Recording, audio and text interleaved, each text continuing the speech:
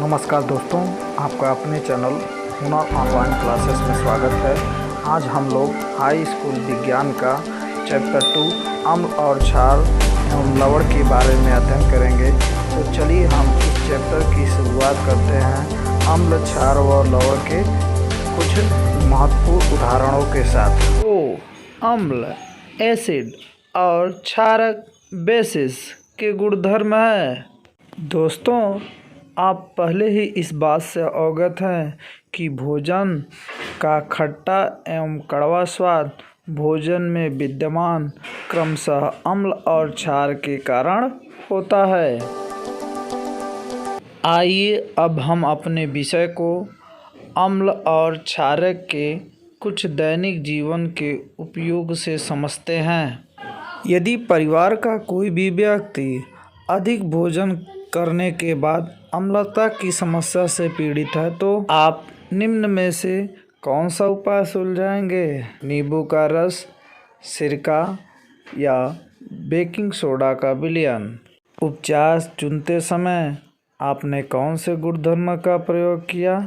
निश्चित ही आपने अम्ल और क्षारक के एक दूसरे के प्रभाव को समाप्त करने के ज्ञान का उपयोग किया होगा, है ना? और इसलिए जब कोई भी व्यक्ति अम्लता से पीड़ित होता है तो आप इनमें से कौन सा उपचार दे सकते हैं? बेकिंग सोडा का विलयन, क्योंकि इससे अत्यधिक अम्ल दूर हो जाएगा और तुरंत ही आराम मिलेगा। आइए अब बात करते हैं सूचक यानी इंडिकेटर क्या होते हैं। जैसे कि इसके नाम से पता चलता है कि यह पदार्थ के प्रकृति के बारे में सूचना देता है कि पदार्थ की प्रकृति अम्लीय यानी एसिडिक है या क्षारीय यानी बेस है। तो आइए पहले हम प्राकृतिक सूचक लिटमस के बारे में अध्ययन करते हैं। लिटमस एक बैंगनी रंग का रंजक है जो थैलोफाइटा समूह के लीचेन नामक पौधे से निकाला जाता है। इसे सूचक इंडिकेटर की तरह उपयोग किया जाता है। लिटमस विलयन जब न तो अम्लीय यानी एसिडिक होता है और न ही क्षारक यानी बेसिक होता है तो इसका रंग बैंगनी होता है। ये अब दो रूपों में उपलब्ध है, नीला लिटमस और लाल लिटमस के रूप में। अम्ल जो स्वाद में खट्टा होता है यह नीले लिटमस पात्र को लाल कर देता है तथा लाल लिटमस पात्र पर कोई प्रभाव नहीं डालता। इसी तरह स्वाद में कड़वा होने वाला क्षारक लाल लिटमस पात्र को नीला कर देता है तथा नीले लिटमस पात्र पर कोई प्रभाव नहीं डालता है। हल्दी एक और ऐसा सूचक है। क्या आपने देखा है कि एक सफ़ेद कपड़े पर लगे सब्जी के दाग को यदि किसी क्षारीय प्रकृति के साबुन से साफ किया जाता है तो वह भूरा लाल कलर का हो जाता है और उसे अधिक जल में धोने पर पुनः पीला हो जाता है। इससे क्या पता चलता है कि अधिक जल में धोने पर क्षारक का प्रभाव नष्ट हो जाता है। दोस्तों, हल्दी एक प्राकृतिक रंजक है जो पीले रंग का होता है। इसे क्षारकीय विलयन में डालने पर लाल हो जाता है। लाल पत्ता गोभी का अर्क जो लाल पत्ता गोभी के पत्तों से निकाला जाता है, यह भी एक प्राकृतिक सूचक नेचुरल इंडिकेटर है। इसका रंग लाल होता है और यह अम्लीय यानी एसिडिक विलयन में लाल रहता है तथा क्षारकीय यानी बेसिक विलयन में हरा हो जाता है। हाइड्रेंजिया, पेटूनिया, जेरेनियम जैसे आदि पौधे की पंखुड़ियाँ भी अम्लीय तथा क्षारीय सूचकों का कार्य करते हैं। उदाहरण के लिए हाइड्रेंजिया का पुष्प नीले रंग का होता है और यदि क्षारीय विलयन डाला जाता है तो यह गुलाबी रंग का हो जाता है। आप संश्लेषित सूचकों का भी प्रयोग कर सकते हैं। संश्लेषित सूचक ऐसे सूचक हैं जो रासायनिक प्रक्रियाओं द्वारा प्राप्त किए जाते हैं, जैसे मिथाइल ऑरेंज फेनोल्फथालीन। आइए इनका अम्ल और क्षार के साथ प्रयोग करते हैं। मिथाइल ऑरेंज नारंगी रंग का विलयन होता है। यह अम्लीय यानी एसिडिक विलयन में लाल रंग देता है तथा क्षारीय यानी बेसिकीय विलयन में पीला रंग देता है। फिनोल्फ्थालीन यह एक बेरंग होता है तथा अम्लीय विलयन में इसका कोई प्रभाव नहीं होता है और क्षारीय विलयन में यह गुलाबी रंग देता है। अब हम एक क्रियाकल्प द्वारा देखें कि विभिन्न प्रकार के पदार्थ अलग अलग प्रकार के सूचकों के साथ कैसे प्रदर्शित करते हैं। विज्ञान की प्रयोगशाला से हाइड्रोक्लोरिक अम्ल HCl, सल्फ्यूरिक अम्ल H2SO4, नाइट्रिक अम्ल HNO3, एसिटिक अम्ल CH3, COOH, sodium hydroxide NaOH, calcium hydroxide CaOH twice, potassium hydroxide KOH, magnesium hydroxide MgOH twice और अमोनियम हाइड्रोक्साइड NH4OH। सभी विलयनों के नमूने एकत्र करें। इन प्रत्येक विलयनों की वॉच ग्लास में एक बूंद बारी बारी से डालें और सारणी में लिखे सूचकों से एक एक बूंद कर इनकी जांच करें। आप लाल लिटमस विलयन, नीला लिटमस विलयन, मिथाइल ऑरेंज विलयन और फिनोल्फ्थालीन विलयन में किए गए परिवर्तन में क्या देखते हैं? अपने प्रेक्षण से आए रंगों को सारणी में लिखिए। रंग में परिवर्तन के साथ ये सूचक इंडिकेटर हमें बताते हैं कि यह अम्लीय है या क्षारीय है। एक और प्रकार का सूचक है जिसे गंधीय सूचक ओल्फैक्टिक इंडिकेटर के नाम पर जानते हैं। गंधीय ओल्फैक्टिक शब्द का अर्थ है गंध की भावना से। वे पदार्थ जिनकी गंध अम्लीय व क्षारीय माध्यम में बदलती है उन्हें गंधीय सूचक कहते हैं। उदाहरण के लिए प्याज और वेनिला एसेंस।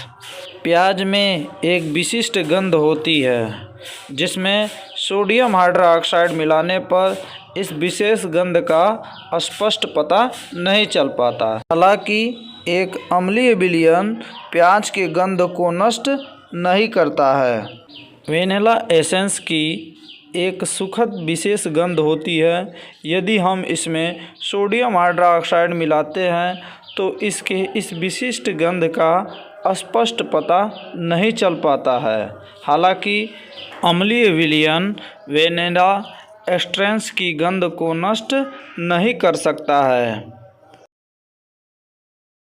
आगे इस वीडियो में अम्ल और क्षार के रासायनिक गुणधर्म को बेहतर तरीके से समझेंगे और समझेंगे अम्ल और क्षारक धातु, धातु कार्बोनेट, धातु हाइड्रोजन कार्बोनेट, धातु ऑक्साइड और धातु ऑक्साइड के साथ कैसे अभिक्रिया करते हैं। साथ ही हम यह भी सीखेंगे कि अम्ल और क्षारक एक दूसरे के साथ कैसे अभिक्रिया करते हैं और इस तरह की अभिक्रिया को क्या विशेष नाम दिया जाता है।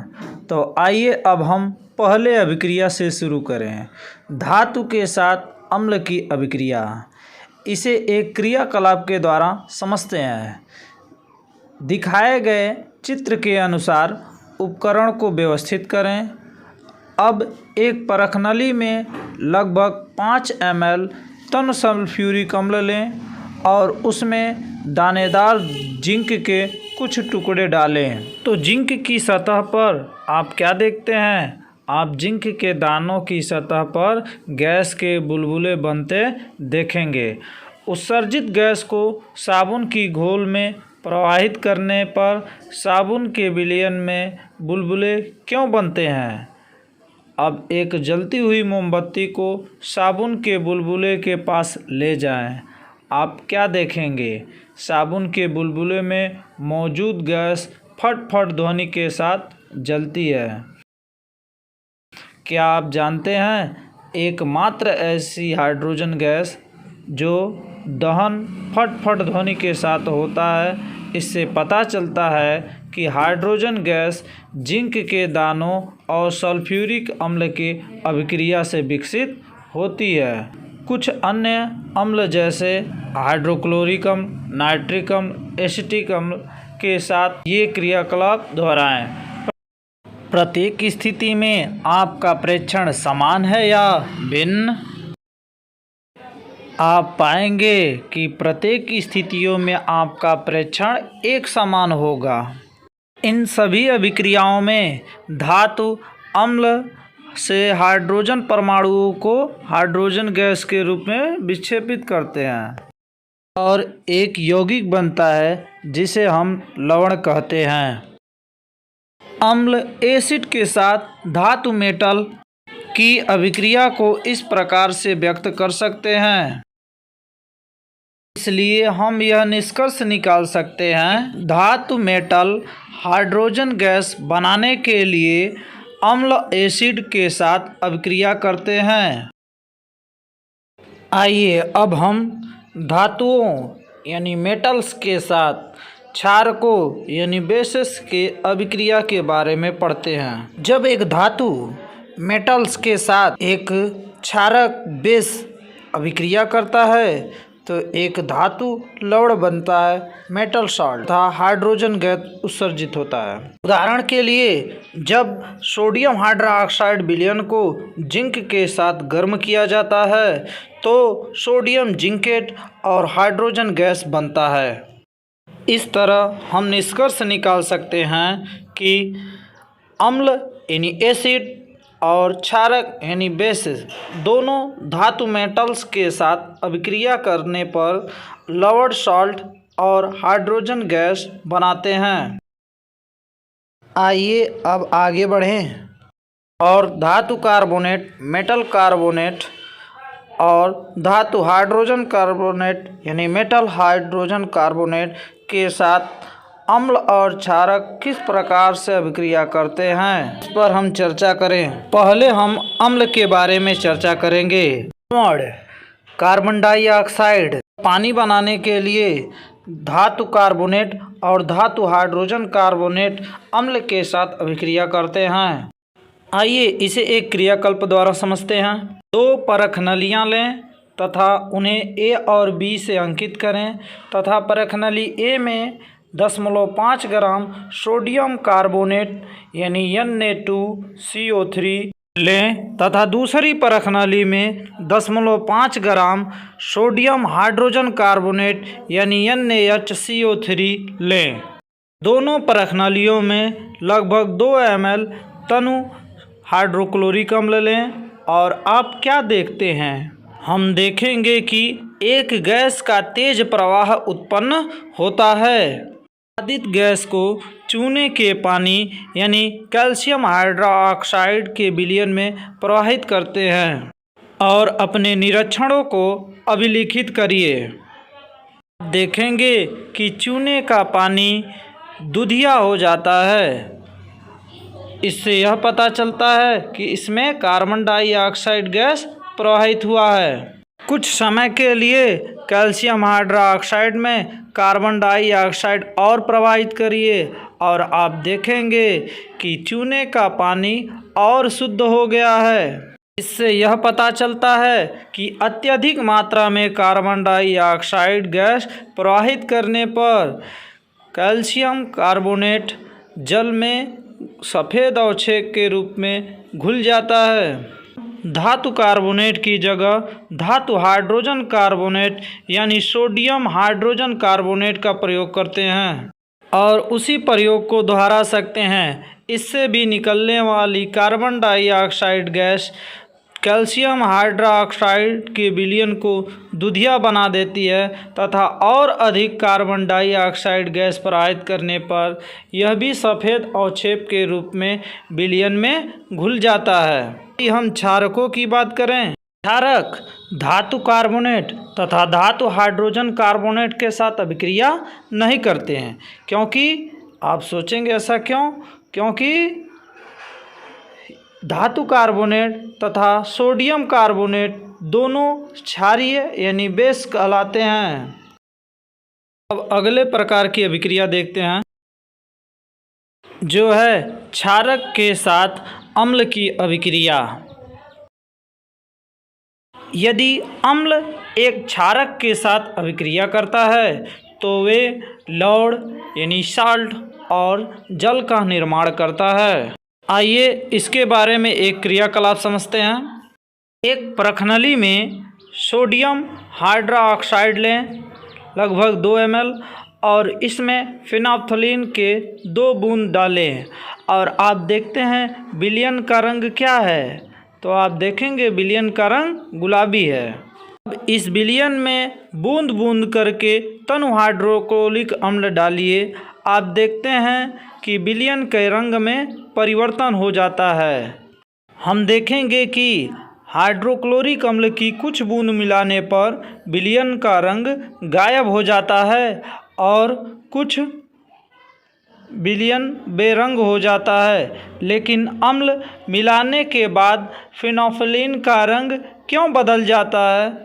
ऐसा इसलिए होता है क्योंकि परखनली में लिए गए अब तक सोडियम हाइड्रोक्साइड प्रभाव को हाइड्रोक्लोरिक एसिड ने समाप्त कर दिया है। फिनोल्फ्थालीन का रंग गुलाबी से रंगहीन हो जाता है क्योंकि परखनली में सोडियम हाइड्रोक्साइड का कोई भी क्षारक नहीं बचा है और अभिक्रिया मिश्रण तटस्थ हो गया है। इस मिश्रण में सोडियम हाइड्रोक्साइड की कुछ बूंदें मिलाएं और आप क्या देखते हैं? आप देखते हैं कि विलयन का रंग फिर से गुलाबी हो जाता है।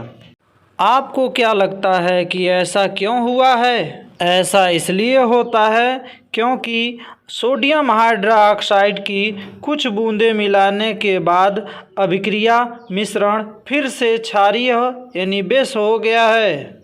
आइए अब हम और एक उदाहरण लेते हैं। यदि हाइड्रोक्लोरिक जैसे अम्ल को सोडियम हाइड्रोक्साइड जैसे क्षारक के साथ मिलाया जाता है तो क्षारक के साथ अम्ल का प्रभाव तथा अम्ल के साथ क्षारक का प्रभाव समाप्त हो जाता है और सोडियम क्लोराइड लवण और जल का निर्माण होता है, जो कि एक अम्ल और एक क्षारक एक दूसरे के प्रभाव को उदासीनी यानी न्यूट्रलाइजेशन कर देते हैं। इसलिए लवण यानी साल्ट और जल निर्माण के लिए अम्ल और क्षारक के बीच अभिक्रिया को उदासीनीकरण यानी न्यूट्रलाइजेशन रिएक्शन कहते हैं। उदासीनीकरण अभिक्रिया को हम इस प्रकार से लिख सकते हैं। अब हम अगले प्रकार की अभिक्रिया के बारे में चर्चा करेंगे, जो है लवण और जल बनाने के लिए अम्ल यानी एसिड के साथ धात्विक ऑक्साइड यानी मेटल ऑक्साइड की अभिक्रिया। दोस्तों, आप पहले से ही जानते हैं कि धात्विक ऑक्साइड एक क्षारकीय है। हम धात्विक ऑक्साइडों के साथ क्षारकों की अभिक्रिया के बारे में क्या कह सकते हैं कि यह आपस में अभिक्रिया नहीं कर सकते हैं। तो आइए आगे हम धात्विक ऑक्साइड के साथ अम्ल की अभिक्रिया के बारे में अध्ययन करते हैं। आइए इसे एक उदाहरण के माध्यम से समझते हैं। एक विलयन बीकर में कॉपर ऑक्साइड लीजिए और उसमें हिलाते हुए तनु हाइड्रोक्लोरिक अम्ल मिलाइए और विलयन के रंग को गणना करिए कॉपर ऑक्साइड का क्या हुआ। आप देखेंगे विलयन का रंग नील हरित हो गया है, कॉपर ऑक्साइड घुल गया है। विलयन का नील हरित रंग कॉपर क्लोराइड यानी CuCl2 के कारण हुआ है। तो हम यह निष्कर्ष निकाल सकते हैं कि लवण और जल बनाने के लिए अम्ल धात्विक ऑक्साइड से क्रिया करते हैं। लेकिन रुकिए, क्या आपको इस अभिक्रिया और उदासीनीकरण अभिक्रिया में कोई समानता नज़र आई? जी हाँ दोस्तों, ये भी एक उदासीनीकरण अभिक्रिया है। ऐसा क्यों? क्योंकि धात्विक ऑक्साइड वास्तव में क्षारीय होते हैं और इसलिए यह अभिक्रिया क्षार के साथ अम्ल की अभिक्रिया द्वारा बनते हैं। आइए अब एक अधात्विक ऑक्साइड यानी नॉन मेटल ऑक्साइड के साथ क्षारक की अभिक्रिया के बारे में अध्ययन करें। अधात्विक ऑक्साइड प्रकृति में अम्लीय होते हैं और यह एक क्षारक के साथ क्रिया करते हैं, इसलिए यह अभिक्रिया उदासीनीकरण अभिक्रिया के समान होती है। अतः अधात्विक ऑक्साइड नॉन मेटल ऑक्साइड को क्षारकीय ऑक्साइड यानी बेसिक ऑक्साइड भी कहते हैं। नमक तथा जल बनाने के लिए क्षारक अधात्विक ऑक्साइड से क्रिया करते हैं। यदि हम गौर करें तो देखेंगे कि अधात्विक ऑक्साइड तो अम्लीय होते हैं, इसलिए यह अभिक्रिया एक क्षारक और अम्ल के बीच होने वाली अभिक्रिया है। उदाहरण के लिए कैल्शियम हाइड्रोक्साइड जो एक क्षारक है, कार्बन डाइऑक्साइड जो एक अधात्विक ऑक्साइड है, यह आपस में क्रिया कर लवण तथा जल का निर्माण करते हैं। देखते हैं, सभी अम्ल में कुछ समान होना चाहिए, इसलिए सभी अम्लों के समान गुणधर्म होते हैं तथा सभी क्षारक में कुछ समान होना चाहिए, जिनके कारण सभी क्षारकों में समान गुणधर्म होते हैं। तो आगे हम सभी अम्लों में क्या समान तथा सभी क्षारकों में क्या समान होते हैं, इसके बारे में हम सर्च करेंगे। आइए अब हम पहले अम्लों के बारे में चर्चा करते हैं। सभी अम्लों में क्या समान होते हैं, इसकी चर्चा हम एक क्रियाकलाप द्वारा करेंगे। ग्लूकोज, अल्कोहल, हाइड्रोक्लोरिक अम्ल, सल्फ्यूरिक अम्ल का विलयन लेते हैं। एक कार्क पर 2 कीले लगाकर उसे 100 ml वाले बीकर में रखें तथा कीलों को चित्र की भांति एक 6 वोल्ट की दोनों टर्मिनलों से जोड़ें तथा एक बल्ब और एक स्विच से संयोजित करें। अब बीकर में तनु हाइड्रोक्लोरिक अम्ल डालकर विद्युत प्रवाहित करें। आप देखते हैं कि बल्ब जल उठता है और बल्ब के जलने से यह पता चला कि इस हाइड्रोक्लोरिक अम्ल के विलयन से विद्युत का प्रवाह हो रहा है। अब इसी प्रक्रिया को तन सल्फ्यूरिक अम्ल के साथ दोहराते हैं और स्विच ऑन करते हैं। देखते हैं पुनः बल्ब जल उठता है और इससे यह पता चलता है कि तन सल्फ्यूरिक अम्ल के विलयन में भी विद्युत का प्रवाह होता है। इससे हम यह निष्कर्ष निकाल सकते हैं कि अम्लीय विलयन से विद्युत का प्रवाह होता है और अम्लीय विलयन में विद्युत का प्रवाह अम्ल में उपस्थित आयनों के द्वारा होता है। अब इसी क्रियाकलाप को ग्लूकोज और अल्कोहल के विलयनों के साथ अलग अलग दोहराते हैं और देखते हैं कि इस क्रियाकलाप द्वारा बल्ब नहीं जलता है, जिससे हमें पता चलता है कि ग्लूकोज तथा अल्कोहल विद्युत का चलन नहीं करते हैं। जैसा कि हमने देखा कि अम्ल में विलयन में विद्युत का प्रवाह अम्ल में उपस्थित आयनों के द्वारा होता है। अम्ल में धनायन H+ आयन तथा ऋण आयन जैसे HCl में Cl ऋण आयन, HNO3 में NO3 ऋण आयन, HCH3COO में CH3COO ऋण आयन तथा सल्फ्यूरिक अम्ल में SO4 ऋण आयन होता है। चूँकि अम्ल में उपस्थित धनायन H+ है, ये अम्ल जलीय विलयन में H धनायन का निर्माण करता है तथा इसी कारण इनका गुणधर्म अम्लीय होता है। तो सभी अम्लीय विलयनों में सामान्य बात यह होता है कि सभी में H धनायन उपस्थित होते हैं।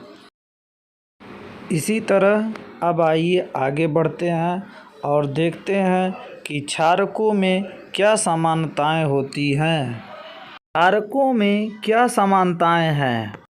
सबसे पहले हमें यह जानना है कि सभी क्षारक जल में घुलनशील नहीं होते हैं, लेकिन कुछ क्षारक ऐसे होते हैं जो जल में घुलनशील होते हैं, उन्हें हम क्षार यानी एल्कलाई कहते हैं।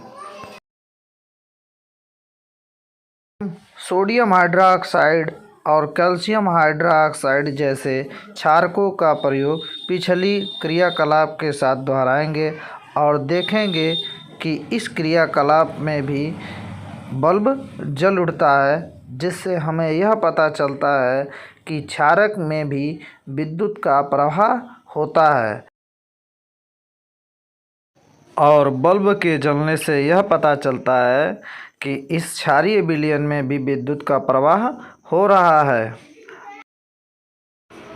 क्षारकीय विलयन में विद्युत धारा का प्रवाह क्षार में उपस्थित आयनों के द्वारा होता है। क्षार जलीय विलयन में घुलकर हाइड्रोक्साइड आयन यानी OH आयन का निर्माण करते हैं।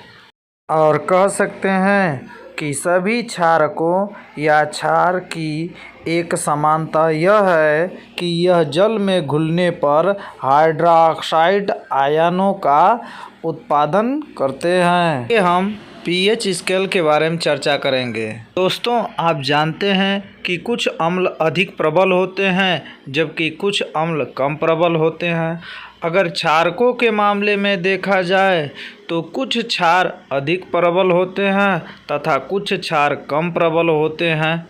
और हम अम्ल और क्षार की प्रबलता को कैसे मापते हैं? हम अम्ल तथा क्षारक की प्रबलता को मापने के लिए pH स्केल का प्रयोग करते हैं। दोस्तों, सबसे पहले आपको जानना यह ज़रूरी है कि अम्लीय विलयनों में हाइड्रोजन आयनों की सांद्रता सबसे अधिक होती है।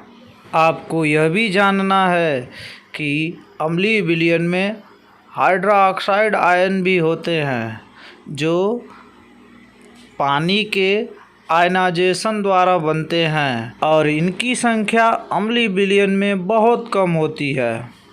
इसी तरह क्षारकीय विलयन में हाइड्रोक्साइड आयनों OH ऋणायनों की संख्या बहुत अधिक होती है तथा हाइड्रोजन आयनों की H धनायनों की संख्या बहुत कम होती है। इस तरह अम्लीय हो या क्षारकीय विलयन, दोनों विलयनों में हाइड्रोजन आयनों की संख्या होती है। सन 1909 में सोरेनसन ने एक स्केल की रचना की से अम्लीय तथा क्षारकीय विलयनों में की प्रबलता उनमें उपस्थित हाइड्रोजन आयनों की सांद्रता के जरिए दर्शा सकते हैं। यह स्केल pH स्केल कहलाती है। इस pH में P संकेत है पुशांश पोटेंज, जो जर्मन शब्द है तथा जिसका अर्थ है शक्ति। सोरेनसन ने अपने pH स्केल पर अम्लीय तथा क्षारकीय विलयनों की हाइड्रोजन आयनों की सांद्रता को 0 से 14 तक की संख्याओं के साथ सरलता से जोड़ा। साधारणतः pH स्केल को इस रूप में देखना चाहिए कि यह एक संख्यात्मक अम्लीयता तथा क्षारीयता को व्यक्त करती है। हाइड्रोजन आयन की संख्या जितनी अधिक होगी, विलयन उतना ही अधिक अम्लीय। और यह ध्यान देना बहुत ही आवश्यक है कि pH एक संख्या है, इसकी कोई इकाई नहीं होती है। किसी भी उदासीन विलयन जो न तो अम्लीय होता है और न ही क्षारीय होता है, जिसका pH मान 7 होता है, जैसे शुद्ध जल का pH मान 7 होता है और यह एक उदासीन विलयन है। किसी उदासीन विलयन या जिसका pH मान 7 होता है, उसका मिथाइल ऑरेंज तथा फिनोल्फथालीन जैसे विलयनों पर कोई विशेष प्रभाव नहीं होता है। अब अम्लीय विलयनों के pH मान के बारे में चर्चा करते हैं। अम्लीय विलयनों का pH 7 से कम। उदाहरण के लिए, कोई अम्लीय विलयन जिसका pH मान 4 है तो हम कह सकते हैं कि यह विलयन अम्लीय होगा। और यह भी ध्यान देना आवश्यक है कि एक विलयन का अम्लीयता जितना अधिक होगा उसका पीएच मान उतना ही कम होगा। उदाहरण के लिए pH 1 वाला अम्लीय विलयन pH 6 वाले अम्लीय विलयन से अधिक अम्लीय होगा तथा pH 6 वाला कम अम्लीय होगा। सभी pH 7 से कम वाले विलयन प्रकृति में अम्लीय होते हैं और ये नीले लिटमस को लाल कर देते हैं तथा फिनोल्फिन तथा मिथाइल ऑरेंज के साथ लाल हो जाते हैं। अब हम क्षारकीय विलयनों के pH मान की गणना करेंगे। क्षारकीय विलयन की pH का मान 7 से अधिक होता है। जैसे कि हम कह सकते हैं कि एक विलयन जिसका pH 11 है वह अधिक क्षारीय होगा। यह प्रकृति में क्षारीय होंगे। क्षारकीय की प्रबलता जितनी अधिक होती है उसका pH उतना ही अधिक होता है। साथ ही एक विलयन जिसका pH 14 है वह अधिक क्षारीय होगा तथा एक विलयन जिसका pH 10 है वह कम क्षारीय होगा। तो pH जितना अधिक होगा क्षारकीय विलयन उतना ही प्रबल होगा और 7 से अधिक pH वाले मान के विलयन प्रकृति में क्षारीय होते हैं और क्षारीय विलयन लाल लिटमस पात्र को नीला कर देता है तथा फिनोल्फिन या मिथाइल ऑरेंज के साथ इसका रंग गुलाबी हो जाता है।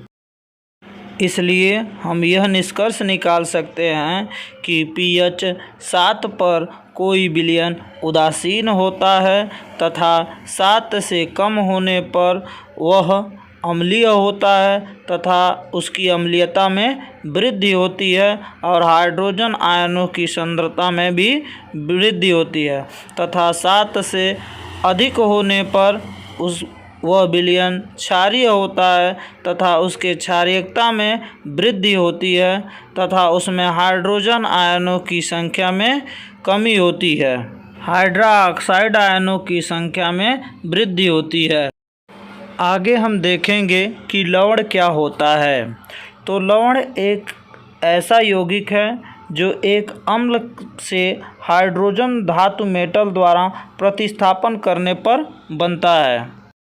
आइए अब हम लवण के उदाहरण को एक क्रियाकलाप द्वारा समझते हैं। जैसे हम एक हाइड्रोक्लोरिक अम्ल लेते हैं और इसके हाइड्रोजन परमाणु यानी H को एक धातु परमाणु यानी कि सोडियम से प्रतिस्थापित करते हैं तो बनता है NaCl यानी सोडियम क्लोराइड। यह एक लवण है और यह एक नमक है और यह वही नमक है जिसका प्रयोग हम रसोई घरों में साधारण नमक या कॉमन साल्ट के नाम पर जानते हैं। लवण अम्ल यानी एसिड और क्षारक यानी बेसिस के पारस्परिक क्रिया द्वारा निर्माण होते हैं और हम कह सकते हैं कि एक लवण के दो जनक हैं, एक अम्ल दूसरा क्षारक। इसे हम दो भागों में बांट सकते हैं। पहला भाग हम जो क्षारक के नाम पर रखते हैं, दूसरा भाग जो है अम्ल के नाम पर रखते हैं। जैसे हम कह सकते हैं सोडियम क्लोराइड। सोडियम क्लोराइड में सोडियम जो है सोडियम हाइड्रोक्साइड यानी क्षारक से लिया गया है तथा क्लोरीन सोडियम हाइड्रोक्लोरिक अम्ल यानी अम्ल से लिया गया है। दोस्तों चलिए अब हम लवण के गुणधर्मों के बारे में जानते हैं।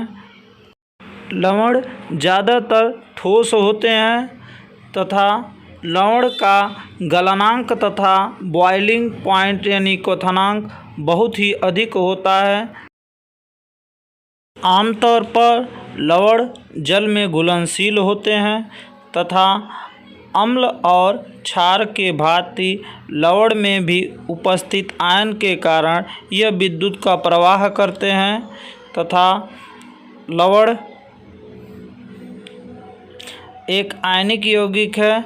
प्रत्येक लवण में एक ऋणात्मक आवेश यानी ऋण आयन एनायन और एक धनात्मक आवेश यानी धन आयन कैटायन होता है।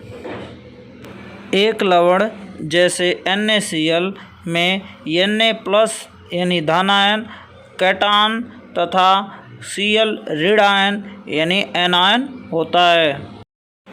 चलिए अब हम लवण के विभिन्न परिवारों के बारे में चर्चा करते हैं। समान धन तथा ऋण वाले मूलक को एक ही परिवार का लवण कहा जाता है। सोडियम क्लोराइड तथा सोडियम सल्फेट दोनों ही एक ही परिवार के लवण हैं, जिन्हें सोडियम लवण कहते हैं। ऐसा क्यों? क्योंकि दोनों में ही समान रूप से धनात्मक आवेश यानी सोडियम आयन उपस्थित है। आगे हम लवण विलयनों का pH के बारे में जानेंगे। जैसा कि आप जानते हैं कि लवण एक अम्ल तथा एक क्षारक के उदासीनीकरण क्रिया के द्वारा बनता है, इसलिए लवण को हम प्रकृति में उदासीन होने की गणना कर सकते हैं। हालांकि लवण एक विलयन उदासीन होता है, लेकिन कुछ लवण जल में घुलने पर अम्लीय तथा कुछ क्षारीय विलयन उत्पन्न करते हैं। जैसे प्रबल अम्ल तथा प्रबल क्षार के विलयन जो लवण बनते हैं वह उदासीन होते हैं, क्योंकि इनका pH मान 7 होता है। जैसे HCl + NaOH यह प्रबल अम्ल तथा प्रबल क्षार हैं और इसके द्वारा बना NaCl एक उदासीन है जिसका pH मान 7 होता है। अगला प्रबल अम्ल तथा दुर्बल क्षार के अम्ल आपस में प्रबल अम्लीय लवण का निर्माण करते हैं, जिसका pH मान 7 से कम होता है।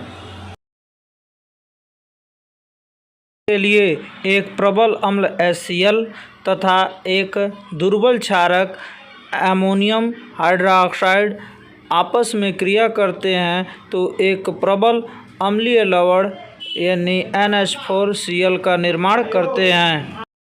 अंत में हम एक दुर्बल अम्ल तथा प्रबल क्षारक के क्रिया कर एक क्षारीय लवण का निर्माण करेंगे, जिनके pH का मान 7 से अधिक होता है।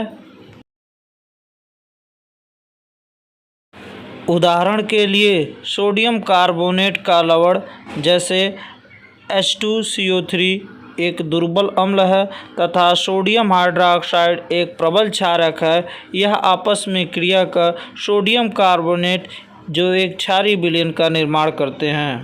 क्या आप जानते हैं कि साधारण नमक यानी सोडियम क्लोराइड एक कच्चा महत्वपूर्ण लवण है। इसके उपयोग से सोडियम हाइड्रोक्साइड तथा क्लोरीन का उत्पादन किया जाता है। जैसे आप देखेंगे कि इस प्रक्रिया द्वारा उत्पन्न तीनों यौगिक यानी उत्पाद जैसे NaOH, Cl2 और H2O, यह क्रिया क्लोर क्षारक कहलाता है। अगला है विरंजक चूर्ण यानी ब्लीचिंग पाउडर के उत्पादन में सोडियम क्लोराइड के विद्युत अपघटन से क्लोरीन का निर्माण होता है और कैल्शियम हाइड्रोक्साइड क्लोरीन से क्रिया कर विरंजक चूर्ण का निर्माण करते हैं। इसका उपयोग वस्त्र उद्योग में विरंजक के रूप में तथा कागज की फैक्ट्री में कागज को सफाई करने में, रासायनिक उद्योगों में उपचायक के रूप में, पीने वाले जल को रोगाणु मुक्त करने में किया जाता है। बेकिंग सोडा, बेकिंग पाउडर तथा कपड़ा धोने वाले वॉशिंग सोडा के उत्पादन में भी इसका प्रयोग किया जाता है। इसके और अधिक प्रश्न अभ्यास प्रश्न में हल कराए जाएंगे। धन्यवाद।